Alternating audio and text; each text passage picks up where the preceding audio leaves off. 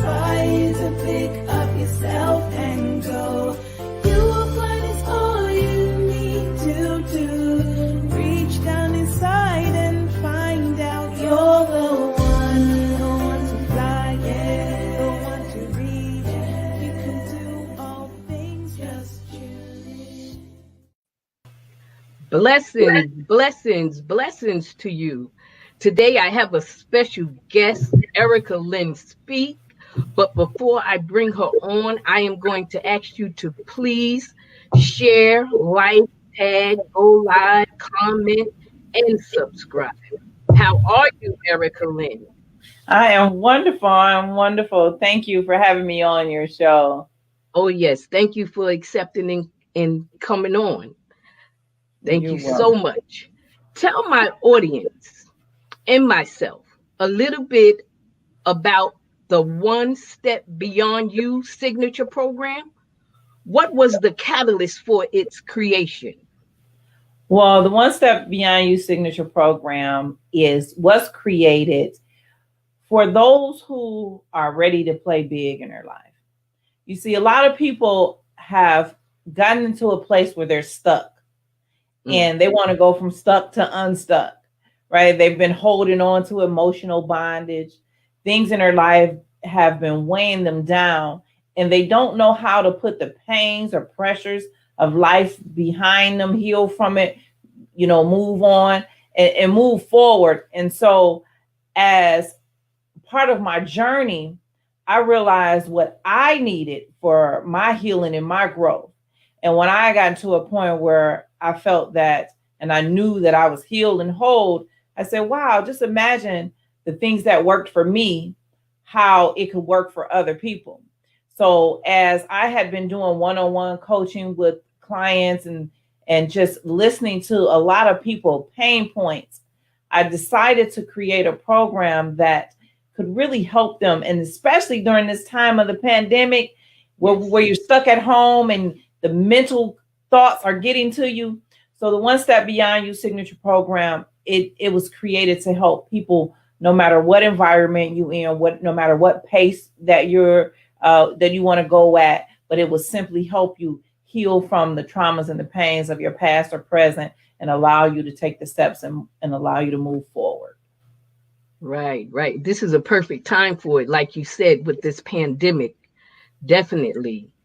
How have your experience with trauma, ultimately healing, equipped you to go on to inspire others to reach their fullest potential and teach them how to navigate their own healing process?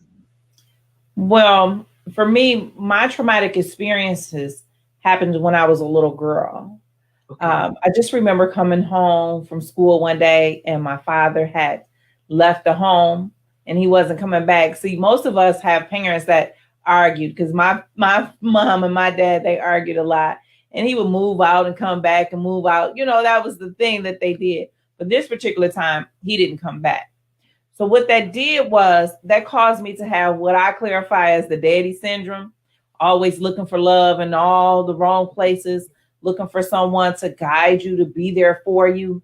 And so I gravitated to a lot of different men in my life, thinking that they were going to treat me as if my father would treat me, teach me the way that my father would treat me. You know when your dad is there, how he takes you out to dinner and he show you how a man is supposed to treat you when he pull your chair out for you and put your coat on and pull your hair back and tell you that you're beautiful, so that when some knucklehead tells you that you're beautiful, that you don't just fall for anything, you have standards about yourself.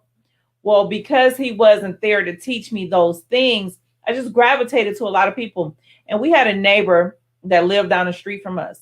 And my mom, she would say, well, go and ask him to, take you to the store, or go and wash his dishes. He'll give you some money for ice cream or candy or whatever.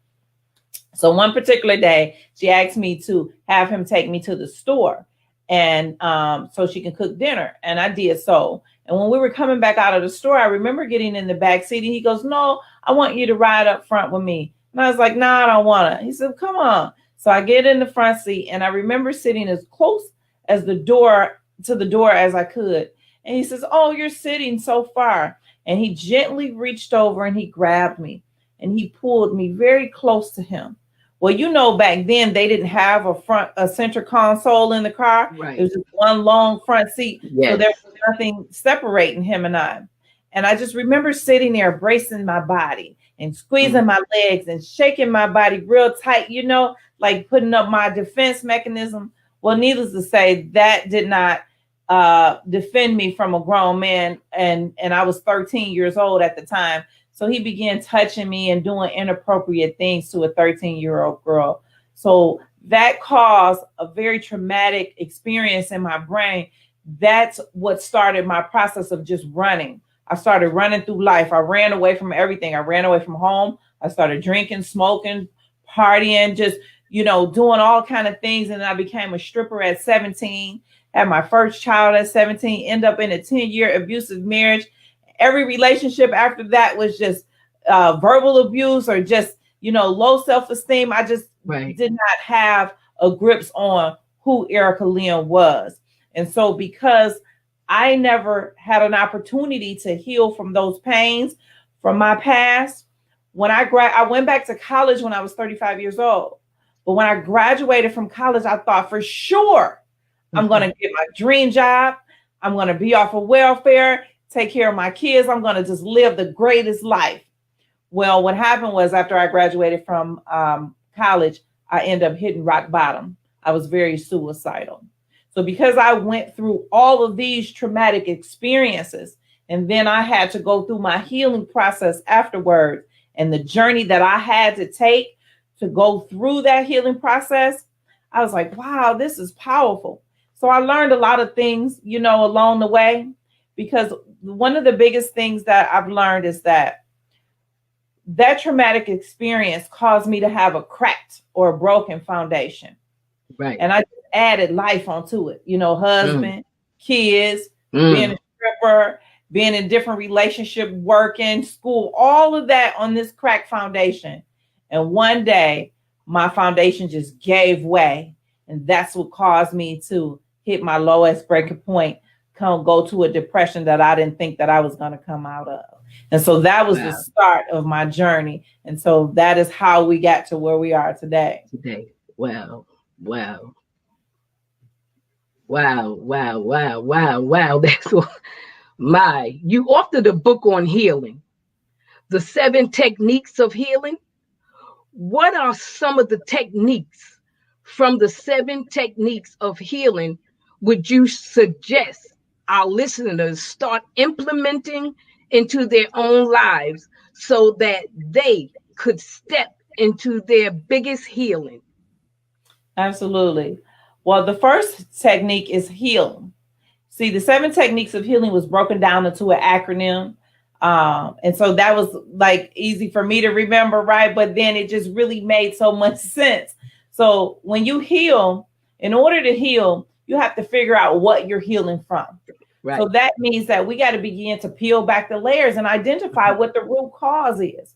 And so the 7 techniques of healing is a self-help book that asks you very intrusive questions, but it's done that way so that you can be honest with yourself and really pull up some of those truths out of you, things that you threw away, you know, in the back of your brain. Right. Because, you know, when we have traumatic experiences or experiences, period, you throw them back there and you forget about them just so that you can go through life, so you can function and focus, or else it's just going to always keep stopping you and preventing you from moving forward. Well, this book and the 7 techniques of healing program, it makes you revisit it one more time.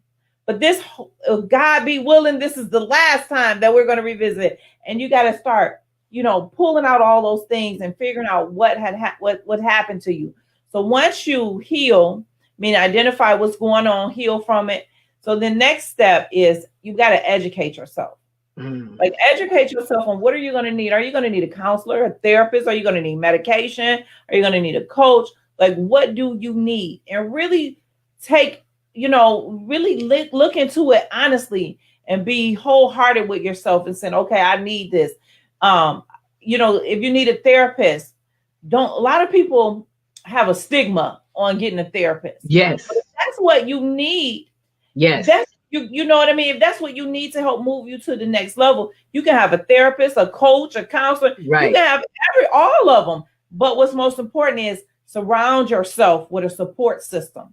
Right. And that's the big part about education. Build your support system so that when you begin to have times in the future where you're going to revert back, your support system is there to support you and help, grab you before you seep back down into that depression. And so those are, to me, the most two important steps, along with taking action, because it's, if you heal and then you educate yourself, what good is that if you're not going to do anything about it? Right. So taking action is so important. You have to take action into your healing. You have to be willing to do what is required in order to get you from point A to point B. Right. Wow. That's really, really powerful. That is powerful. Erica, can you tell us a little about your personal relationship with your father and what that healing process with him looked like?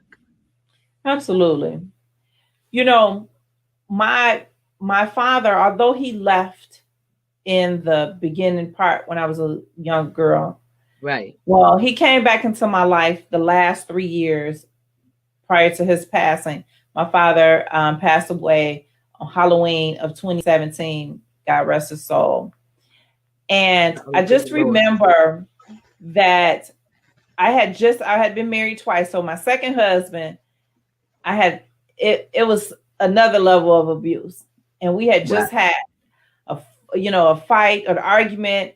He was mean to the kids, and we hadn't even made it to being married a year. But one day my ex-husband had pushed me and I went flying across the room. So that really instilled another level of fear to me from him, because he was big, like a football player. He was a big dude. Wow. So I was like, man, I can't take this dude. You know what I mean? Can't take him out of here. So anyway, I had to be clever as to how I was going to get him out the house. So I got him out the house and he moved away. And then the next day, I got a phone call from my stepmom saying, your dad is in the hospital. He just had a heart attack. And I was like panicking, like, oh my God, what am I going to do? So I naturally called him because technically we were still legally married. And I said, well, can you meet me at the hospital? My dad is, he had a heart attack. So he did. And we laughed and we all loved on him. Then we left. He went his way. I went my way. So I waited a couple of days and I went back to the hospital. And I said, and by this time, my dad is up talking and laughing and everything. Mm-hmm. I said, Dad, if I share something with you, are you going to die on me? All right, can you handle some stuff? And he goes, yeah, Erica, as long as there's breath in my body, I can handle anything. And I said, I want a divorce. I don't like that fool. And he said, what do you mean, Erica? You guys were just here the other day laughing and joking. I said, I know, Daddy, but he's been mean to me. He's been mean to the kids. And I was like, I just don't want to be married to him no more. It's not a good situation. It's a really bad situation. He said, well, what's the problem? And so I began telling him what was the problem. And I said, see, I have the divorce papers here in my purse, but I didn't sign them. He said, well, why didn't you sign them? And I began sharing with him what the issues were with him and I. Right. So what my dad did, my dad started empowering me. He started uplifting me. He started loving me. He started giving me all those things that I looked for when I was a little girl. Like he really made me stand up to be a woman. And I love you. So I didn't need somebody else that didn't really, honestly, truly love me. He gave that gift to me that I always wanted.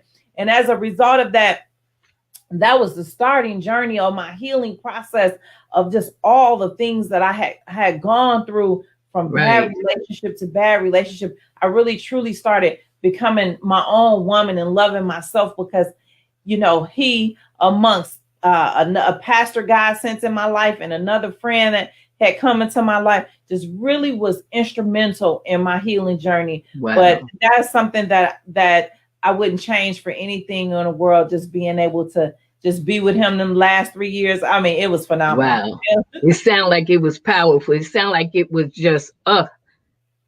Wow. Yes. God bless your father. And may he rest in peace. Thank you. Wow. In your opinion, is healing a continuous process or a one-time exercise? It's an ongoing process. An ongoing, like you can never say that you're fully healed.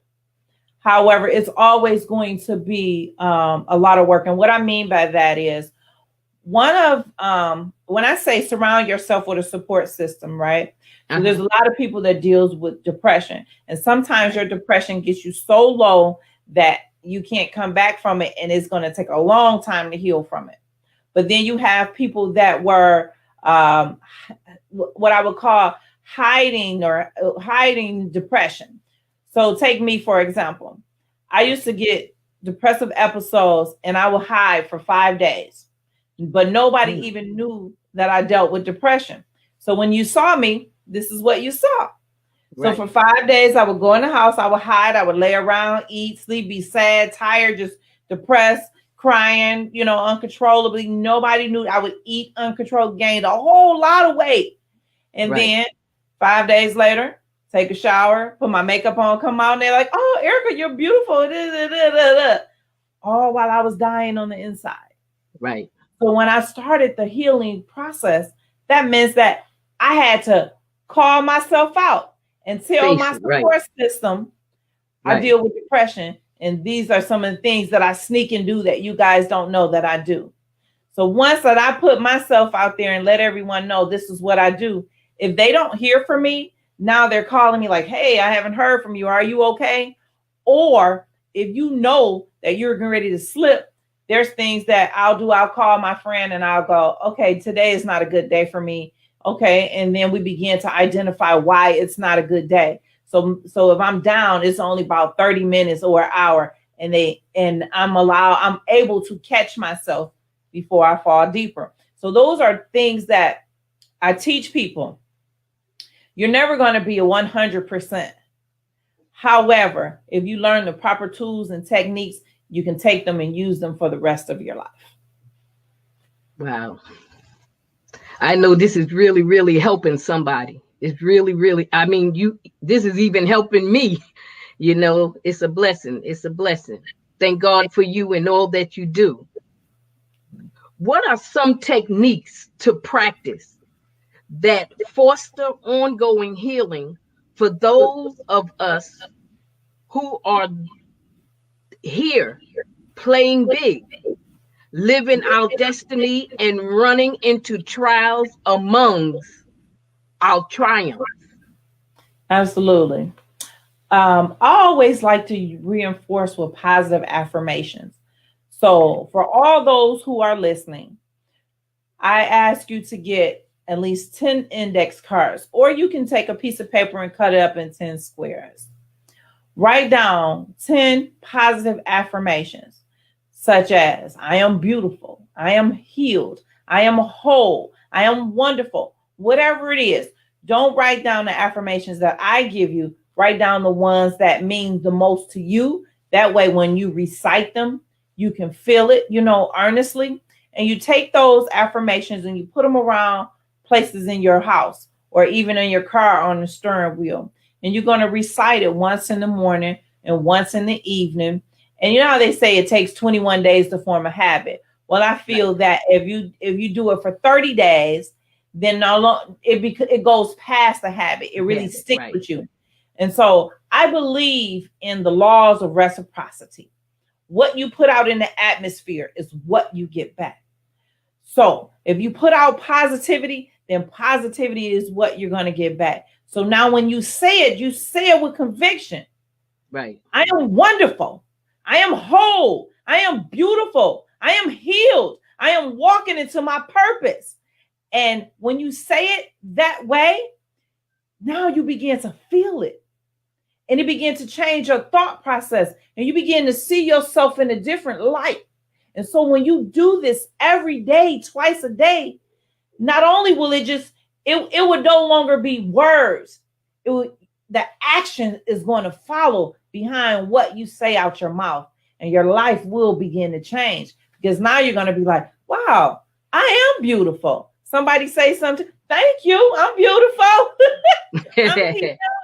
And you can just laugh at things that you didn't laugh at before, because life just becomes a powerful tool. It becomes a powerful piece of you, and you can just walk into your light. So at that point, you no longer dim the light that's what's inside of you. You know, when you go through depression, sometimes you want to hide your light, hide who you really are. Ain't no sense of hiding it. Let that light out. Let it shine. Let the world see. Yes, yes, that's wonderful. If you don't mind, would you do like 5 and you say it, and then the audience, you all say it right with us? Absolutely. You mind? Absolutely, no problem. Okay. So repeat after me. First of all, before you say your affirmations, make sure you ground yourself. Center your feet on solid ground, and you take a deep breath in, and you breathe out. One more breath in, and breathe out. I am beautiful.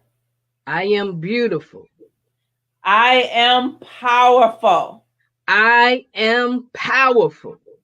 I am wonderfully made.